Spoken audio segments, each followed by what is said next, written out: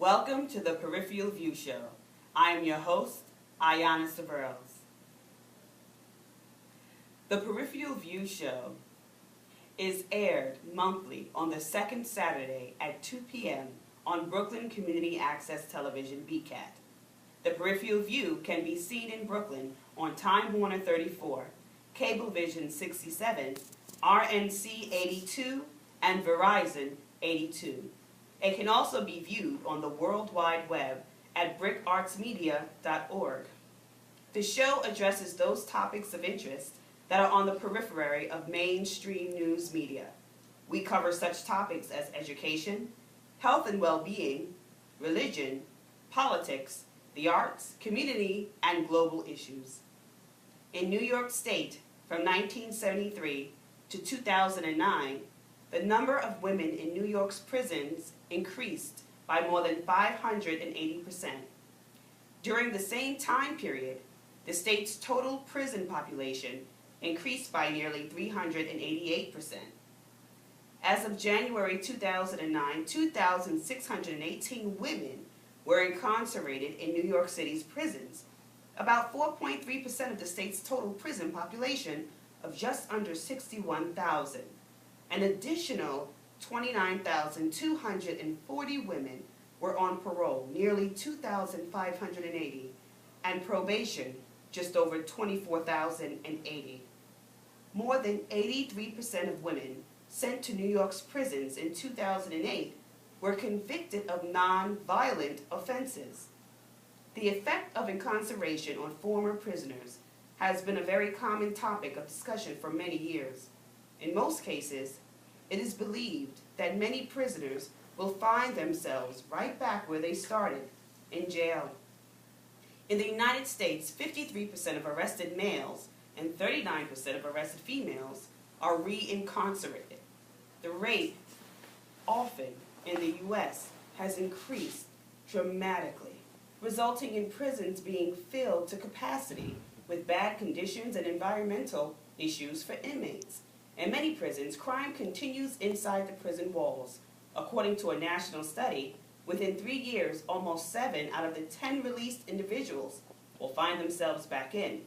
One of the main reasons why they find themselves back in jail is because it is difficult for the individual to fit back with normal lifestyle. They have to reestablish ties with their family, return to high-risk places, and secure formal identification. They often have a poor work history and now have a criminal record to deal with. Many prisoners report being anxious about their release. They are excited how their life will be different this time, which does not always end up being the case. Today's show is about one extraordinary woman that found the strength and will to overcome her past life incarcerations and build a future. Our guest is Mack Mama.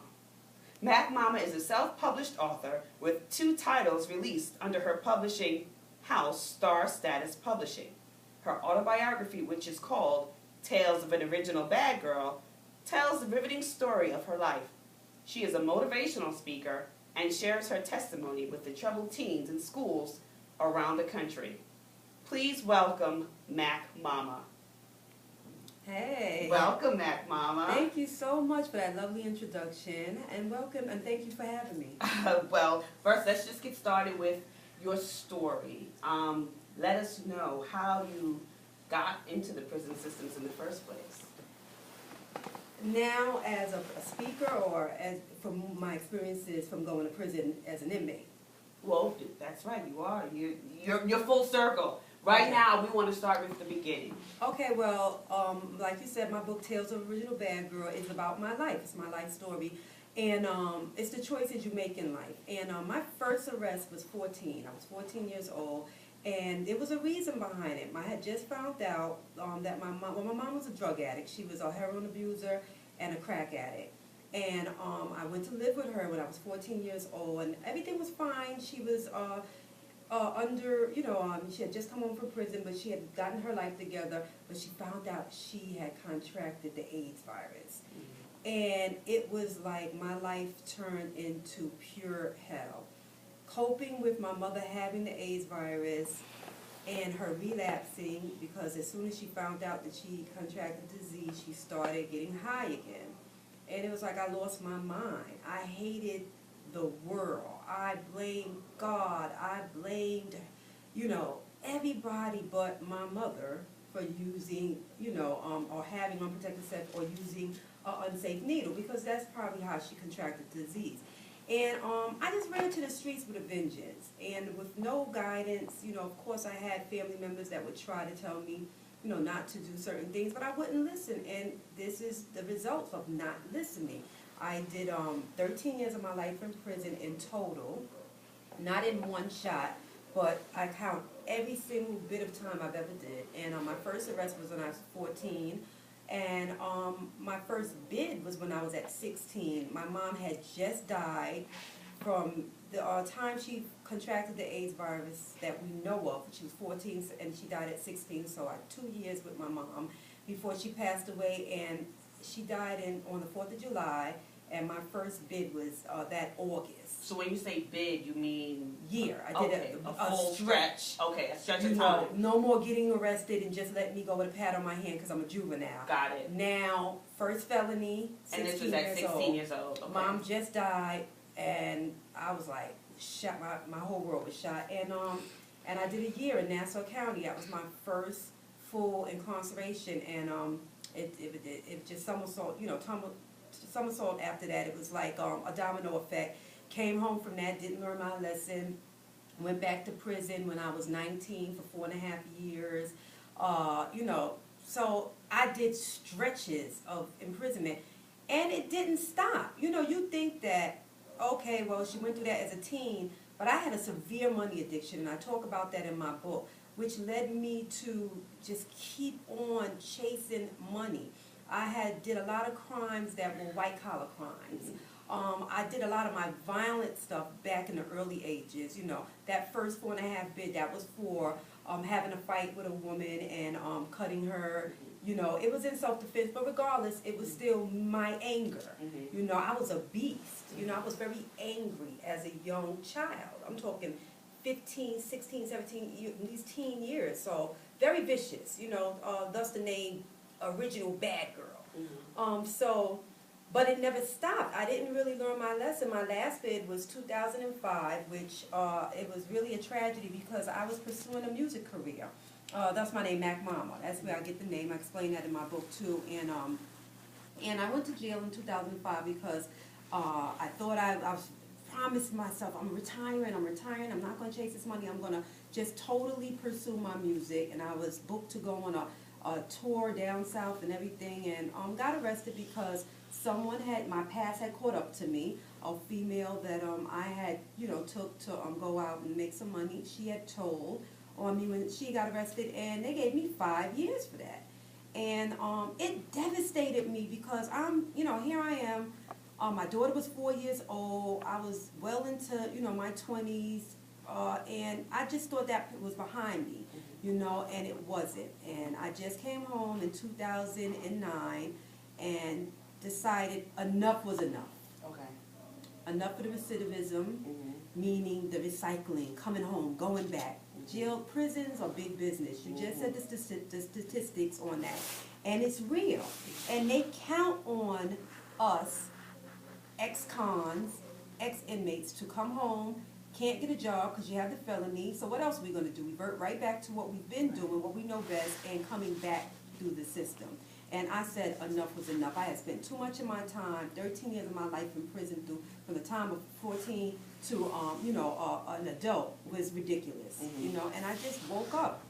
And I said, you know what? No one will hire me. I had 2 brief little jobs that I had got through my incarceration through the halfway house. They had, got me a job working with some lovely nuns in Waterbury, Connecticut that give people with barriers like felonies on their records a chance to work again, to come into the job force, because you can't, no one is giving you that opportunity. And so am I going on and on? Go ahead, jump in here, because I'll just keep rolling. No, but you said some interesting things. The first thing that I picked up on was you said, my next question was going to be, at what point did you decide to change your life? And I noticed that you said, I made a decision to retire. So I'm thinking to myself, wow, this is a career for you. It was. You know, or a choice to go about business in a certain way. And so I want to know at what point did that eureka moment go off for you that it was time to just stop? Well, of course, you always get that point when you get arrested. You're sitting in the cell and you're like, oh God, this is it, it's over. Again, I had said I was going to retire in 2005, and something bit me in my behind that I had did in my past, and I got arrested. It came out of nowhere. And when I came home in 2009, I said, I'm done. So, but you previously, from 2005, that was when you I was were ready. done, and I was so hurt because I went to prison after I was done. It wasn't something I did. It was something someone else did, but I was a part of. But you were in the environment. And you had already made a decision to change your life for the better in another route, music.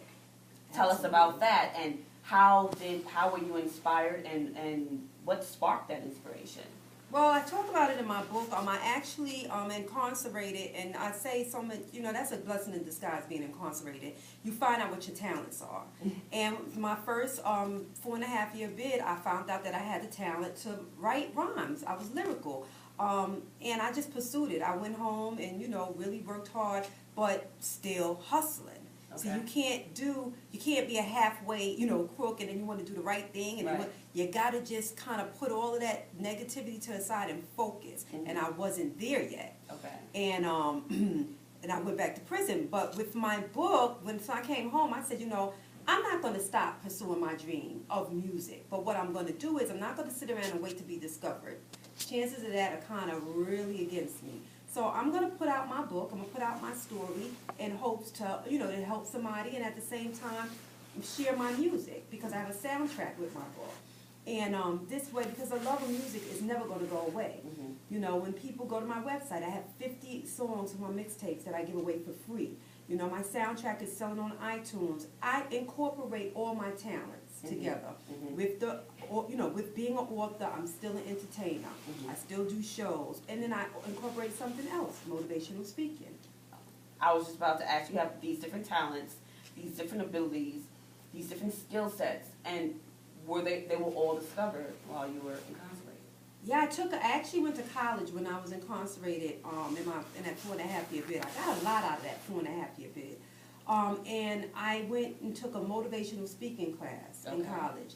And everybody in my class was like so scared to get up. And me, I'm jumped up, and because it was, that's me. I love lights, cameras. So I thought that was just something I was destined to do. Mm-hmm. Speak to people, share. Mm-hmm. I'm a very loving person, so I love to give, So anytime there's a function where it's a charity event or something, I'm the first one to say, I'm here, I'm going to donate books. I'll come out and I'll speak to the at-risk kids, that are, because kids, we can save them. Adults, we're set in our ways. But these youth that's coming up, it was so sad, Ayana. I was in prison with these young girls that were gangbanging. They were getting sentenced to 30 and 40 years in prison for murders that they had committed, trying to be initiated with these gangs. And it brought tears to my eyes. I'm on my way out. I'm seeing these young babies coming in, destroying their lives. They had no one to mentor them. No one like a Mack Mama that could say, baby, I did that. I was there. I know, the pain you feel. You might have an addict as a mom, your father not in your life. Whatever it is, don't destroy your life. I like to say this, Ayana. My sister has a master's degree and she's a social worker. She had the same dope fiend mama, excuse my term, but let's keep it real. Mm-hmm. And she had a different dope fiend daddy, but she made the choice. Mm-hmm. She made the right choice. Mm-hmm. I made the wrong choice. Mm-hmm. And that's what it is. It's about choices. It's about the choices. I speak about it in my book, yes. So, as far as overcoming the odds, it really is a choice. It's a choice. You got to want to do it. And yet, the choice has to be followed up by your passion, right? And your drive. Absolutely. And your desire. And making a decision. I just listening to you, the first choice is making the decision. Absolutely. Because when you make the decision, which is hard enough on its own, then you can move on to whatever a desire is in that choice, or whatever path is in that choice. And following through. Mm-hmm. A lot of people, not just people that are incarcerated, but people that are, have their freedom. They want to do so many things, but they